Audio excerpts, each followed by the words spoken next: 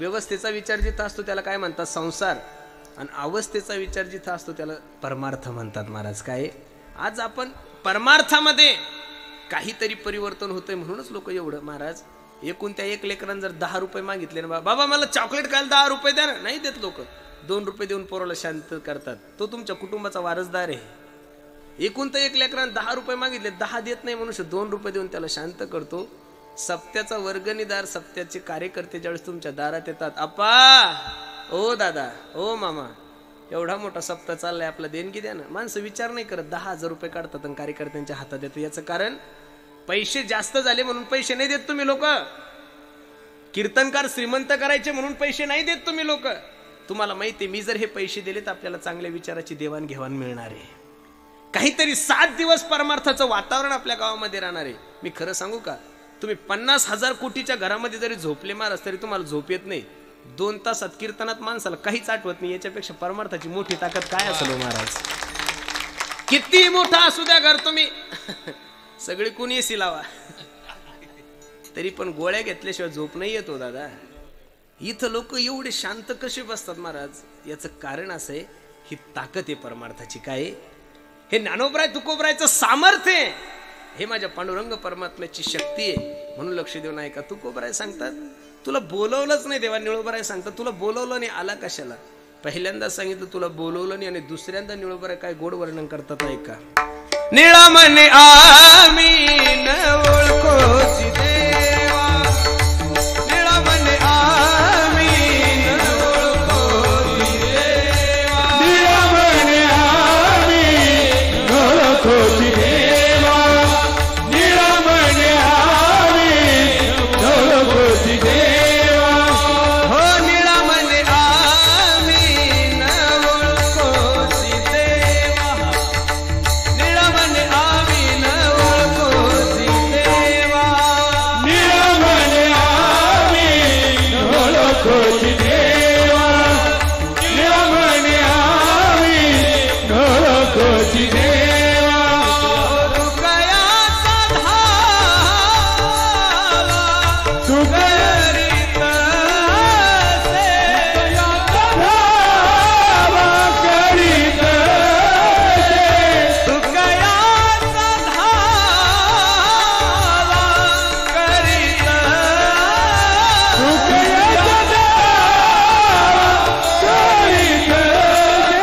ऐसा परी आम्हा नाही बा संकट, ऐसा परी आम्हा नाही बा. तैसा परिणाम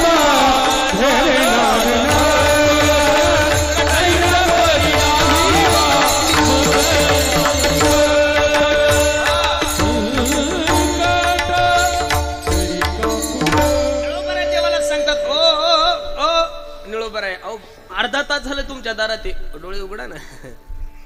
पहिल्यांदा सांगितलं तुला बोलवलं कोणी, दुसऱ्यांदा निळोबराने डायरेक्ट 6च मारलं. देवाला सांग, ए कोण आहे तुझा? चालू ओळखत नाही.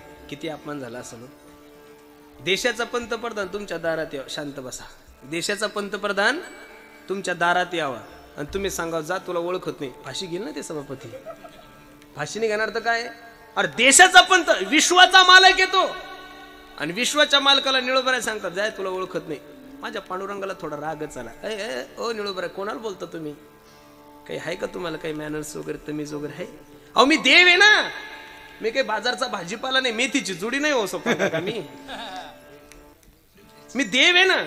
म्या बोलविल्या वेदू बोले, म्या चालविल्या सूर्य चाले, म्या हलविल्या प्राणू हले जगा ते चाळिता.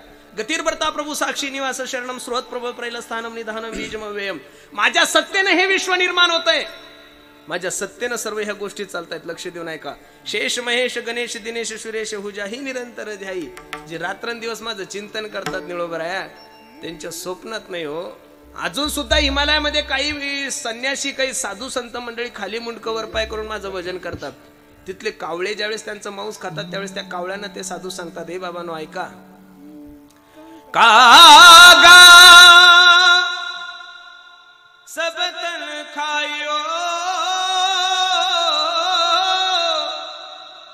चुन चुन खाइयो मांस, दोन नयन छान दियो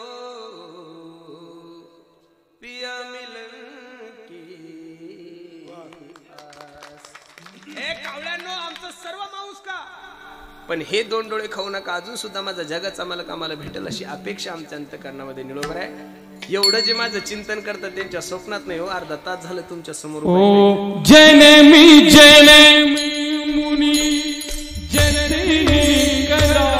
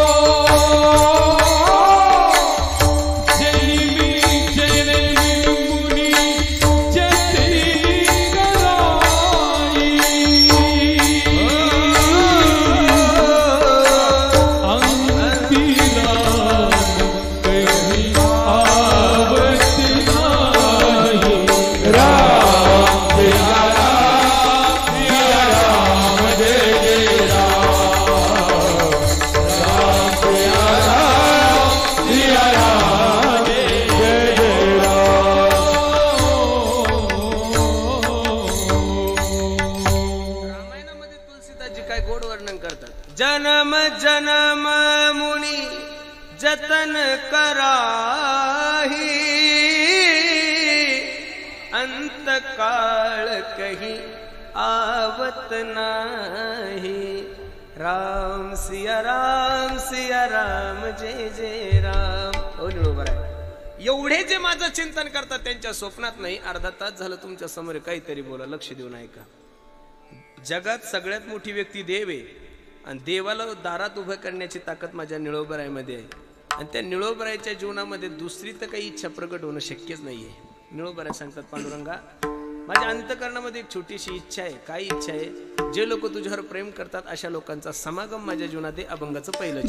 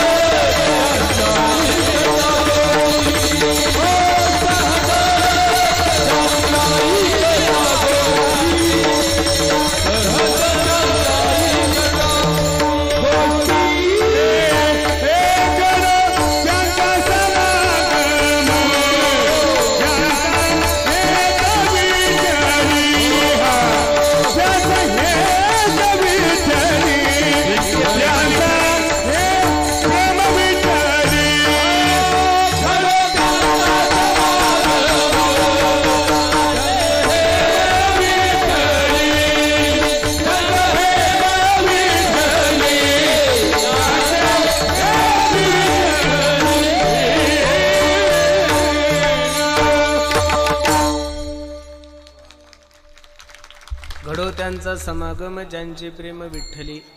निळोपराय सांगता देवा मला अशा लोकांचा समागम दे, अशा लोकांची संगती जे की तुझ्यावर प्रेम करतात. खरं सांगू का, संसारावर प्रेम करणाऱ्या माणसाची संगत माणसाला नरकात नेते हो. देवावर प्रेम करणाऱ्या माणसाची संगत निश्चित माणसाच्या जीवनाचा उद्धार करते. म्हणून संगत करत असताना माणसानं चांगल्या माणसाचीच केली पाहिजे. मी याच्याही पुढे जाऊन सांगेल महाराज, 100 गाढवाचं मालक होण्यापेक्षा एका शायण्याचं नौकर झालेलं किती पट चांगलं. नेहमी सांगतो जीवनात येणारा कोणताही पोरगा जन्माला येताना आईच्या गर्भातून येताना काही दारूची बॉटल नाही घेऊन येत दादा. तो तंबाखूची पुडी नाही घेऊन येत, गुटख्याची पुडी नाही घेत. का तो दारू पितोय, का तो गुटखा खातो, का तो तंबाखू खातो, याचं कारण असं आहे त्याला संगत वाईट आहे. म्हणून बसणाऱ्या मायबापाला माझी विनंती, मायबाप जीवनामध्ये नाही चांगल्या माणसाची संगत घडली तरी चालते, पण वाईट माणसाची नका घडू देऊ बरं. अशा लोकांच्या सोबत अरे तुकोबराय सांगतात की संत नाथबाबा सांगतात, संत द्वारीचा कुत्रा, मला कुत्र केलं तरी चालतं देवा, तरी पण कोणाच्या दारातलं कर, संताच्या दारातलं. काही लोक म्हणतात तुम्ही महाराज लोक खाता नुसतं झोपताच. म्हणलं हो, पुढच्या जन्मात एक माणूस मला म्हणे देव तुम्हाला बैल करणार आहे. म्हणलं काही हरकत नाही, आम्ही बैल सुद्धा व्हायला तयार आहे, पण बैल फक्त माझ्या ज्ञानोबराय तुकोबरायच्या पालखीचं झालं पाहिजेत महाराज. बैल जरी झालं तरी निवृत्तीनाथांच्या पालखीचं झालो महाराज. बैलाचं सुद्धा तिथं कानावर का होईना देवाचं चिंतन ऐकायला भेटल. म्हणून सांगू तुम्हाला, घडू त्यांचा समागम ज्यांचे प्रेम विठ्ठली. ज्यांचं पांडुरंगावर प्रेम आहे अशा लोकांचा समागम, अशा लोकांची संगती माझ्या जीवनामध्ये दे. अशा लोकांची संगती, अशा लोकांचा समागम तुमच्या जीवनामध्ये मिळाल्यानंतर फायदा काय. सहज त्यांच्या ऐकता गोष्टी परमार्थ पोटी दृढावे. सहज जरी जीवनामध्ये त्यांचं ऐकलं तरी माणसाच्या जीवनाचा उद्धार होतो. खरं सांगू का, साधूच्या सहज बोलणाऱ्या माणसाच्या जीवनाचा उद्धार आहे, तुमच्या सहज बोलणाऱ्या लोकांचं वाटोळ आहे. तुम्ही सहज जरी बोलले तर एका सप्त्याचे 2 सप्ते होतात. काय ताकद असेल या थोबडा तो महाराज. तुम्ही सहज जरी बोलले तर एका पक्षाचे 2 पक्ष होतात. किती ताकद असेल महाराज. तुम्ही सहज जरी बोलले तर सख्खे भाऊ व्हायला निघतात. ही ताकद आहे आपल्या वाणीची. माझी असत्यवादाचे तर आपण सहज जरी बोललो तरी चांगलं गाव चुकीच्या मार्गाने जातं. आणि खरं सांगू का, साधूच्या सहज बोलल्याने माणसं सहज बोलणे उपदेश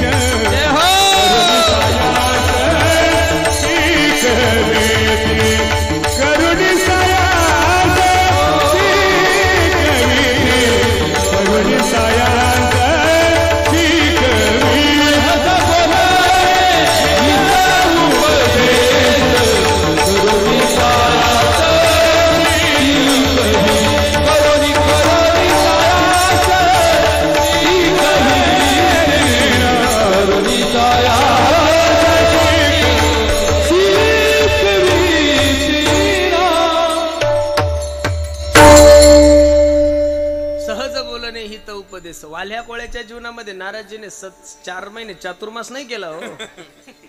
फक्त 2 मिनिटाचा सत्संग. ए वाल्या,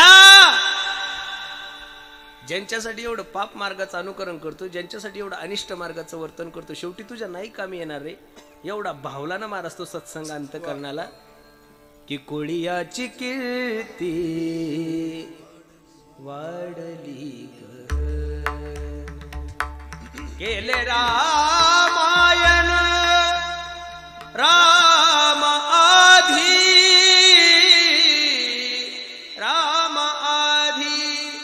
नारदाच्या गादीवरून छातीला हात लावून सांगा वाटतं महाराज, या विश्वाचा या देशाचा आद्य कवी एक डाकू होता. ही ताकद फक्त साधूच्या संगतीची आहे महाराज. संतनी के संगी लागिरे तोरी अच्छी बनेगी. संतनी के संगी लागिरे तोरी अच्छी बनेगी. संतन के संग लागिरे तोरी अच्छी बनेगी. संतन के संग लागिरे तोरी अच्छी बनेगी. रूपी की बनगल चलात थी करीबो.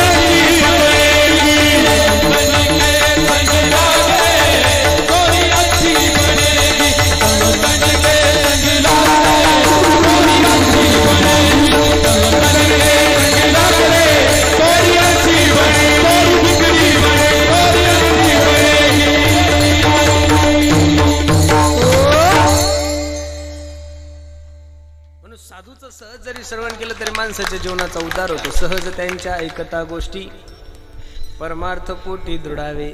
ज्यांचं ऐकल्यानंतर परमार्थ दृढ होतो अशा लोकांचं श्रवण केलं पाहिजे. ज्यांचं ऐकल्यानंतर परमार्थाविषयी श्रद्धा निर्माण होतील त्याचं माणसाने श्रवण केलं पाहिजे. एका मोठ्या व्यक्तीचं वाक्य आहे महाराज, माणसाने वेदांत जास्त ऐकण्यापेक्षा साधू संतांचे चरित्र जास्त ऐकले पाहिजे, त्यानं परमार्थ दृढ होतो महाराज माणसाचा. जास्त वेदांत ऐकलं जास्त वेदांत शिकला की मनुष्य तर्क वितर्की होतो महाराज. पण भक्ताचं चरित्र ऐकलं, साधूचं चरित्र ऐकलं की मनुष्य भक्तिमय होतो महाराज. म्हणून तुकोबरायचं प्रमाणे नको ब्रह्मज्ञान आत्मस्थिती भाव निभक्त तू देव. मला तर कधी कधी वाईट वाटतं, काही मुलं ऋषिकेशला जातात, न्याय वगैरे सगळं शिकतात, सगळं तिथं लघु सिद्धांत कौमुदी वगैरे सगळे अष्टदश सगळे शिकून येतात महाराज. चांगलंय, ज्याला जमतं त्याने गेलंच पाहिजे. प्रत्येकाची बुद्धी ते घेऊ पेलवत नाही ना. पण ती खून येऊन आळंदीला आले की पहिला हरिपाठ पाठ करावा लागतो. हो ना. ऋषिकेशून इथं आल्यानंतर इथं पहिलं महाराष्ट्रात प्राधान्य हरिपाठाला आहे. हरिपाठ वा. नंतर काकड्याला आहे आणि नंतर मग कीर्तन आहे. म्हणजे एम ए होऊन परत पहिलीत बसावं लागतं. मग इथूनच जर करत करत गेले तर म्हणजे ताण होत नाही ना सर. म्हणून लक्ष देऊ नये. असं वजन पाहिजे की माणसाची कॉपी लोकांनी केली पाहिजे, लोकांची कॉपी करूच नाही दादा. शेवटी कॉफी ती कॉफीच असते ना सर. इंदुरीकर महाराज ते इंदुरीकर महाराज आहे, लता दिदी त्या लता दिदीचे सर. सचिन तेंडुलकर ते सचिन तेंडुलकर परत होणे नाही. मग आपण सचिन तेंडुलकर नाही व्हायचं, आपण त्याच्यापेक्षा भारी व्हायचा प्रयत्न करायचा. सचिन तेंडुलकरची काय कॉपी करायची, लोकांनी आपली कॉपी केली पाहिजे असं वजन टाकलं पाहिजे माणसानं. लोक प्रति का लावतात मला हेच कळत नाही. प्रति लावून काही फायदा नाही. कॉफी ती कॉफीच असती आणि ओरिजिनल ते ओरिजिनलच असतं. म्हणून काही महात्म्याचं ऐकलं की माणसाच्या परमार्थ दृढ होतो. म्हणून होईल तोपर्यंत माणसानं चांगल्या लोकांचा सत्संग ऐकला पाहिजेत महाराज. राम सुद्दाजी यांचं युट्यूबला बरंचसं काही चांगलं चांगलं आहे. एवढं सुंदर आहे ना महाराज. माणसाचं अंतकरण भक्तिमय जर करायचं असेल तर मोठ्या मोठ्या लोकांचं माणसानं ऐकलं पाहिजे. पण आपण नेमकं चांगलं ऐकतच नाही, चांगलं ऐकत नाही. त्याच्यामुळे परमार्थाविषयी अंतकरणामध्ये आवड निर्माण होतच नाही. त्याच्यामुळे चांगलं ऐकायची सवय ठेवा. किलोभर भेळ खाण्यापेक्षा 50 ग्रॅम कलाकंद खा, ताकदही तेवढीच बुद्धी तेवढीच भेटते महाराज.